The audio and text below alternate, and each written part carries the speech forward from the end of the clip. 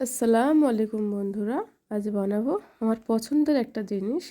তার জন্য সিদ্ধ করা আলু টুকরো করে নিয়ে নিলাম আমি। এরপর আমি এর মধ্যে মশলা গুঁড়ো দিয়ে দেবো। এটা আছে জিরে মরিচ শুকনো লঙ্কা গুঁড়ো। তারপর আমি দিয়ে দেবো পরিমাণ মতো বিট লবণ, অল্প একটু লবণ আর তেঁতুলের কাঠ দিয়ে দেবো আমি। দেখো আমার তো জিভে জল চলে আসছে, তোমাদের কার কার এসছে আমাকে কমেন্টে জানাবে।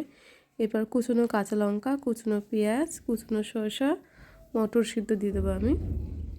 এরপর আমি পরিমাণ মতো সরষের তেল দিয়ে দেবো। এটাকে মিক্স করব আমি। দেখো খুবই সুস্বাদু। আমার দেখে ছোটোবেলা স্কুলের কথা মনে পড়ে যাচ্ছে। ভীষণ পছন্দ করি আমি জিনিসটা। তোমরা বাড়িতে কে কে খাও আমাকে জানাবে। দেখো আমাদের আলু কাবলি রেডি হয়ে গেছে।